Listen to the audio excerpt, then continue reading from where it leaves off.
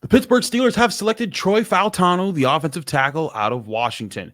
What does that mean for their offensive line's future? Who are the top day two targets? All that here and more on today's Locked On Steelers podcast. I'm your host, Chris Carter. Let's get into it. You are Locked On Steelers, your daily Pittsburgh Steelers podcast, part of the Locked On Podcast Network, your team every day.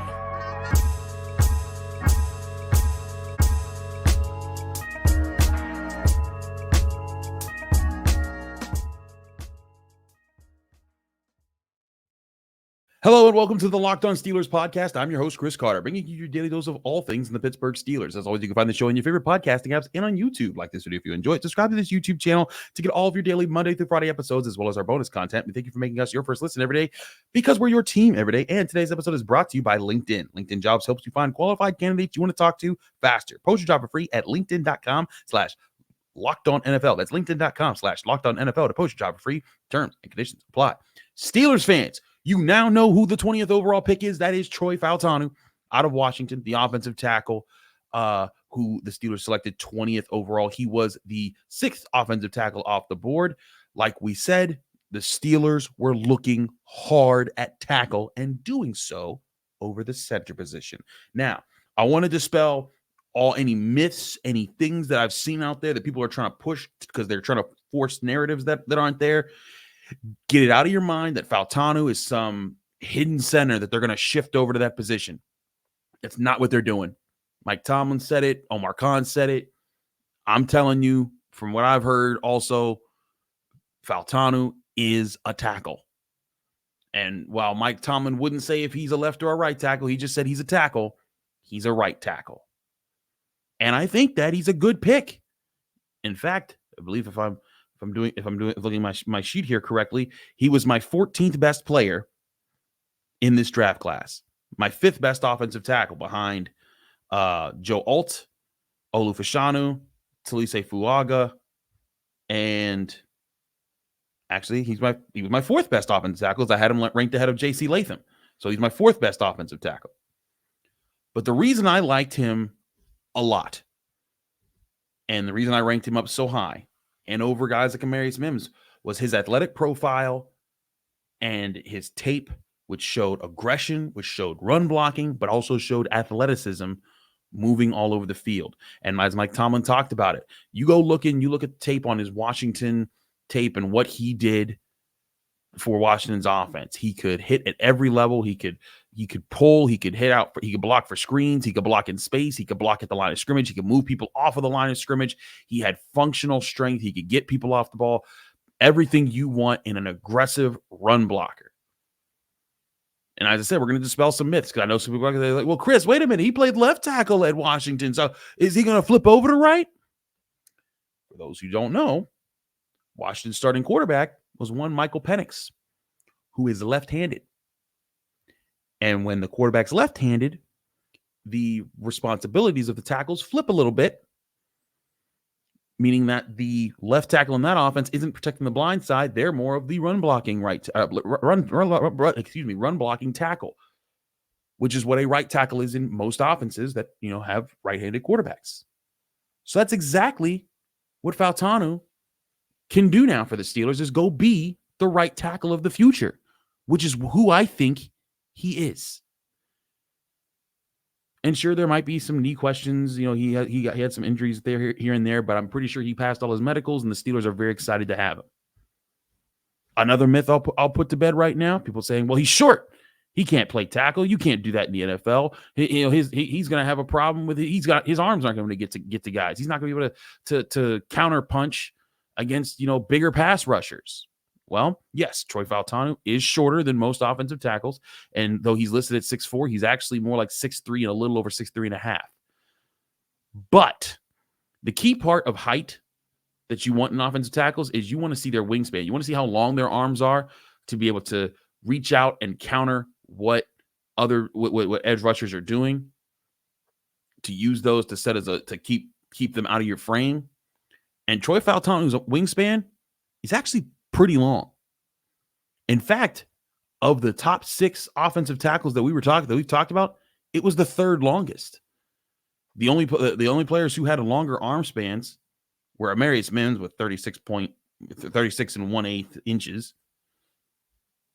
and J.C. Latham with 35 and 1/8 inches.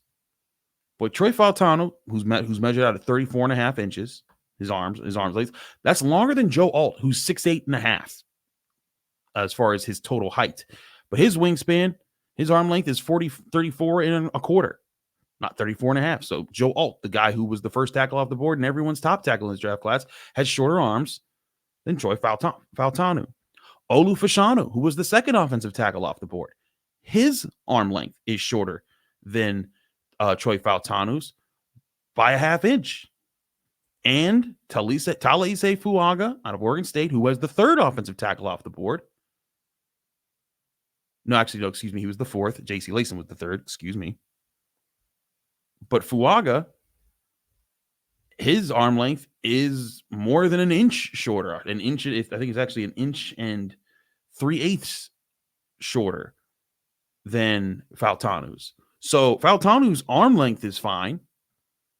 His athleticism is great. And in fact, like if you compare his athleticism to, you look at Joe Alt is, an amazing fit because he's 6'8 and 321. He's huge and he tested really well. But pure athleticism wise, Troy Fautanu had a faster 40-yard dash. Not that 40-yard dashes matter a whole lot to linemen, but again, we're testing it pure athleticism. He had a better 20-yard split. He had a better 10-yard split. He had a better vertical jump. He had a better broad jump.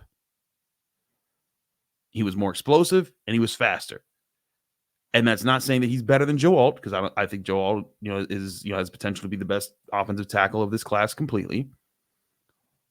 But Fautanu has the measurements to be a pure right tackle for the Steelers that goes out, crushes people, crushes the line of scrimmage, changes the game, and can pull and hit at all angles. The Steelers want athletes. Andy Weidel, Mike Tomlin, Omar Khan, they want athletes. They want offensive linemen who are going to be bullies, but also athletic enough to be bullies in space. It's not just enough to be strong at the line of scrimmage. They want you to be able to fly, hit linebackers, hit corners, hit safeties, crush those guys, and keep it moving. And that's what Fautanu can bring to the table at the tackle position. And that's why I think they were so excited to get him. As Mike Tomlin said, he was the top player on their board when their pick came. And on my big board, again, he ranked 14th. Made a lot of sense to get him there. It was a fit that made a ton of sense. We talked about how the Steelers, they wanted a tackle who can move, who could be good at right tackle and move Broderick Jones to left. This now puts the Steelers in a position where, Dan Moore Jr., he's got one more year in his rookie deal. Now you can put him in a position where, like, look, Dan, we're going to put Broderick at left. You got to prove it at right. And Dan Moore, the reason he hasn't moved to right and that Broderick Jones was stuck at left, because Dan Moore just couldn't do right tackle. So now you've got a left tackle and a right tackle who both are first round picks, and the Steelers want to get on the field. So now it's going to be a question as far as what do the Steelers, what did the Steelers do with Dan Moore? Does he switch over to right and then get pole position as the starter to start training camp and then, see if Fautanu can overtake him? I don't know. But I do know this. The Steelers were very excited to get him. And on my board, he was a very highly valued player at 14th overall, 14th best in the draft, and they got him at 20th overall. And to me, I think they got a prime position with a prime player from that position in their draft class. That's a win for the Steelers as far as evaluating how things have played out. You still got to see how this guy plays in the NFL and everything that goes on with his career.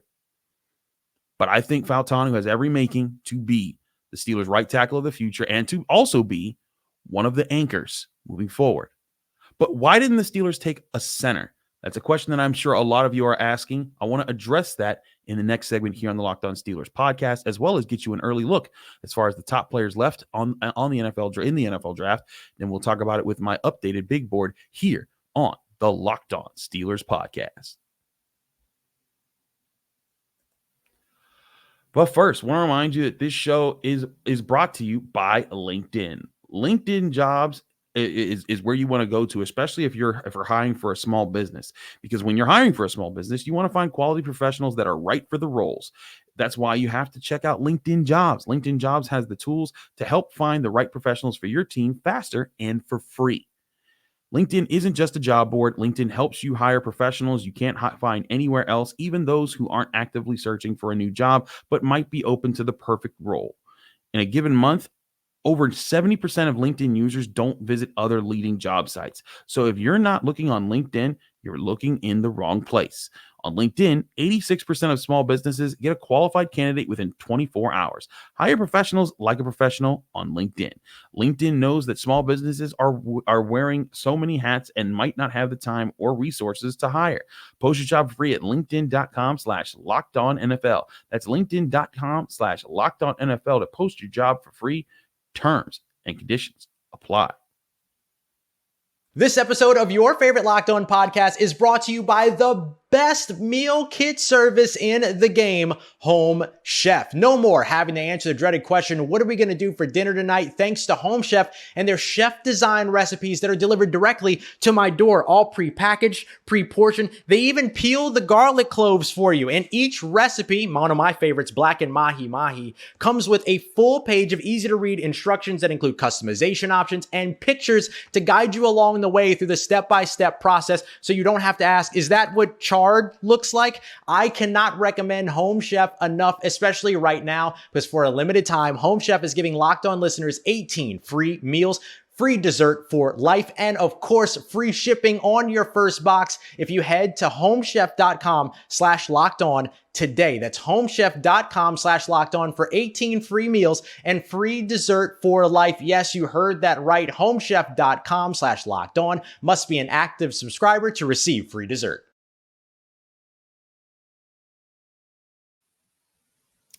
Back here on the Locked On Steelers podcast, I'm your host, Chris Carter. We continue our episode here, reacting to the Steelers' first round move here. Now, let's take a step back and look at how things have shaken out for the Steelers and what led to this pick. The Steelers, this was the 6th tackle taken in the NFL draft. As we said, the Steelers valued this tackle class by a lot.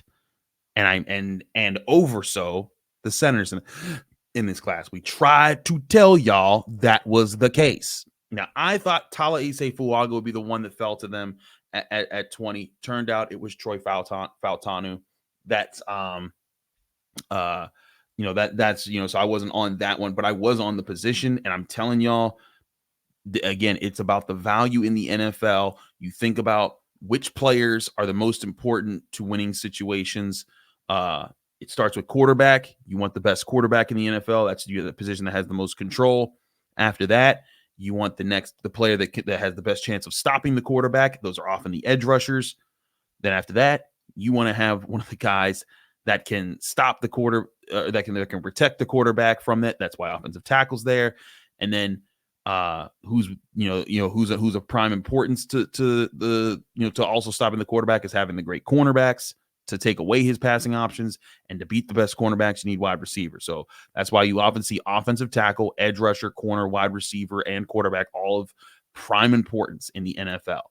It's why we break it down. Now, center doesn't mean center's not important, but there's a reason why not as many centers get picked high in the first round anymore, because teams are looking at that analytical side of things, and they're applying that. And in fact, what we told y'all was maybe the Steelers could be in trouble as far as missing out on centers in the second round. Maybe they might not be. We'll get into the centers, we'll get into the whole second round and who's available in a second here. But in the first round, only one center was taken. That was Graham Barton, and he was taken 26th overall by the Buccaneers. That's much further down than a lot of people gave the Steelers a chance to even get. Like, there's some people who were saying he was going to get picked before the Steelers came up. And right now, Jackson Powers-Johnson and Zach Frazier both sitting there available at the top of the second round. Now, will they last all the way to 51? We'll get to that in a bit. But again, this was why the Steelers were going tackle over center. It's the more important position.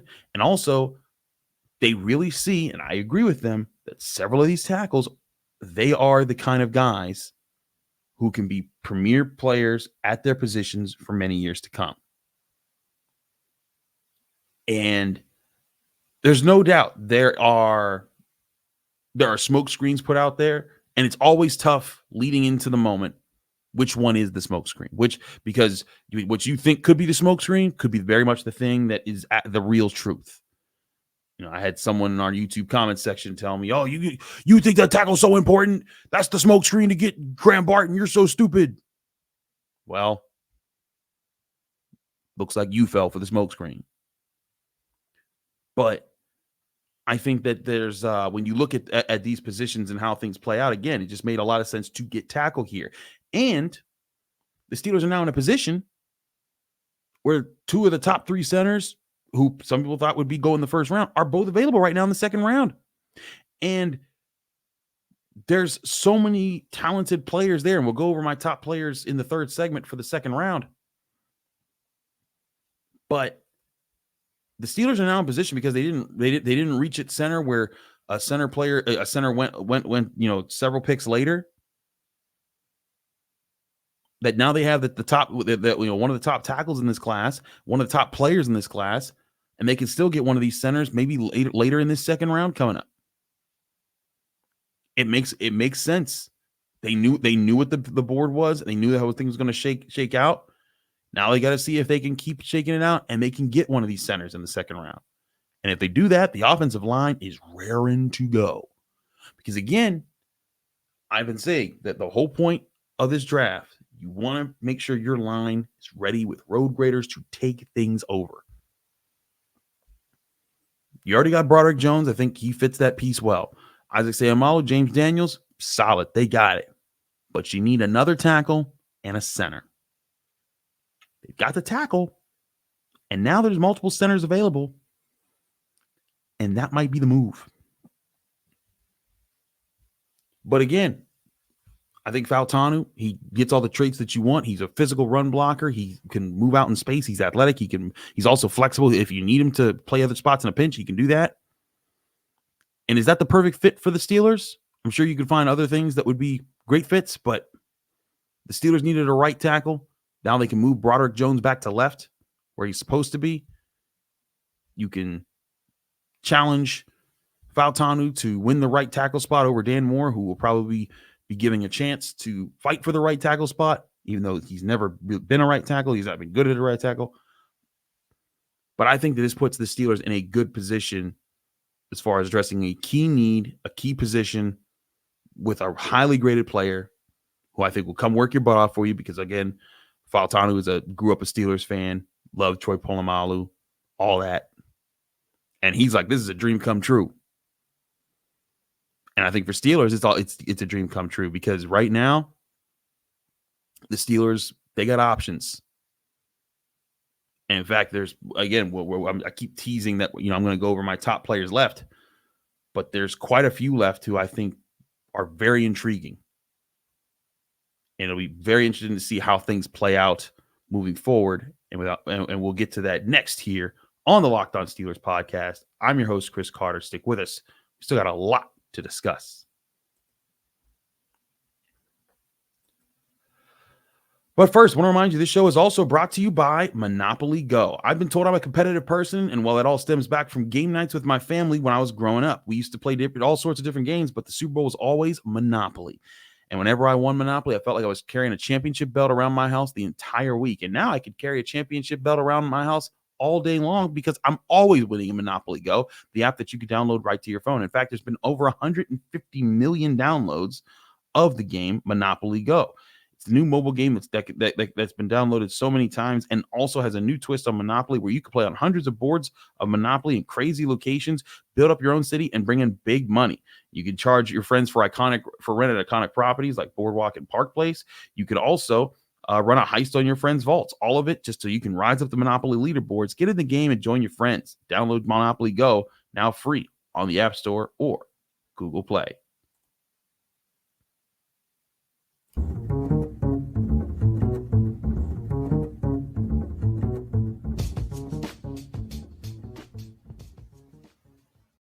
Back here in the Locked On Steelers podcast, I'm your host, Chris Carter. We get back to the talk here. Before we talk about who's left, let's talk about the madness that was this first round. And we said some crazy stuff always happens. It wasn't crazy that Joe Alt went to the Chargers. That was something that we thought was possible. I didn't think they would. I thought they'd go get a playmaker. But once that happened, the Giants took Neighbors, then J.C. Latham to the Titans. And at that point, you got 2 tackles in the first 7 picks. And I was thinking, like, man, there might not be no tackles left by the time the Steelers pick comes around. But then the run at quarterback was on. Because you had, I thought at that point, the Vikings were going to trade up big to get J.J. McCarthy. That's not what happened. Because the next quarterback off the board after the top 3 was Michael Penix Jr., who was selected by the Atlanta Falcons. And I have to admit, we are all still scratching our heads over that one. They just signed Kirk Cousins to big money. They're kind of in a win now mode with him. And Michael Penix is a guy who has a lot of tread on his tires. I'll say it that way. But then the Bears were like, "Oh, thank you. We'll take Roma Dunze and Caleb Williams. One of the best receiver quarterback combinations you could have come up with in the same draft. Like that's pretty doggone good." The Vikings get J.J. McCarthy at 10. We thought they would just stay put at 11. They traded up. The Jets get Olu Fashanu with 11 because they switched them. And it's funny, if those two just don't switch and they take those same players, I would have had both exactly right. In fact, I would have had 3 picks right in a row because Bo Nix was my pick to go to the Broncos, and there he was.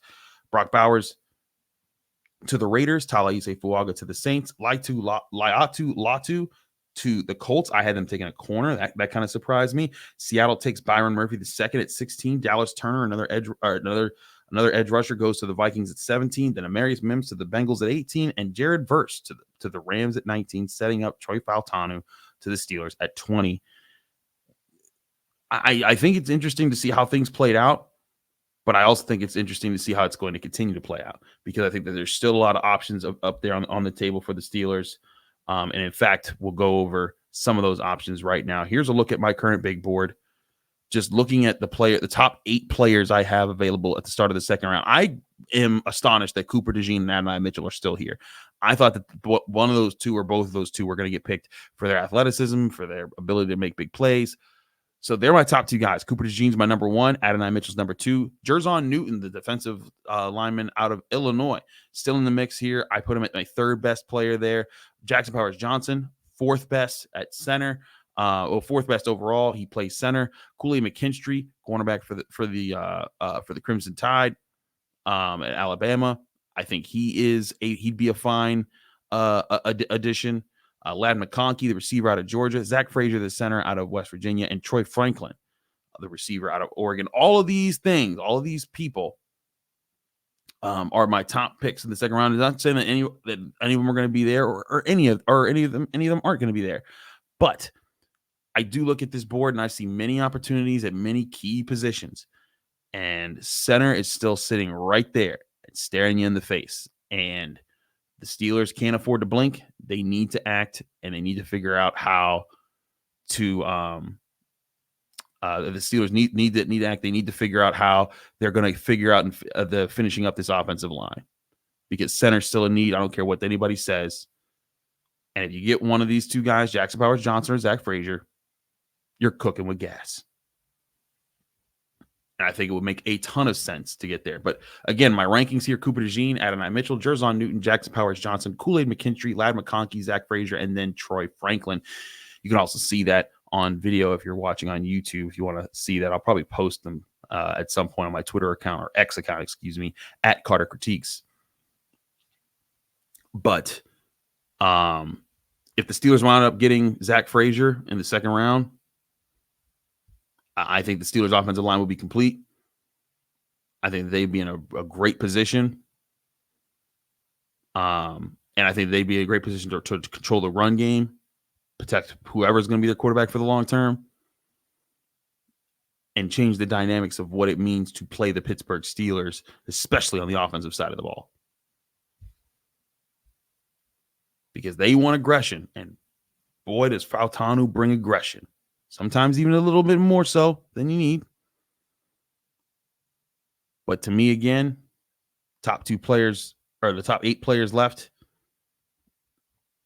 is interesting to look at. And again, I don't even list the centers as my top 2 options there. I think Jack Powers-Johnson ranks over Zach Frazier, and Jack Powers-Johnson, people might like there might be a situation where he just gets the call,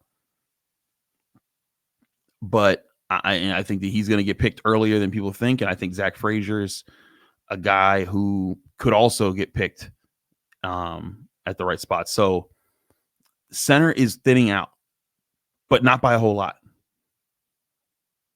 But you want to get ahead of it now, I think, if you're the Steelers. And that means, I think, really, really consider a trade up. Giving up a 4th round pick, whatever, to get in and to make sure that they get their guy at center, because now they've gotten their guy at tackle. Go get your guy at center. Then you can say, like, well, team's fixed. Good to go. Well, the offensive line will be fixed. They have a long way to go as a team.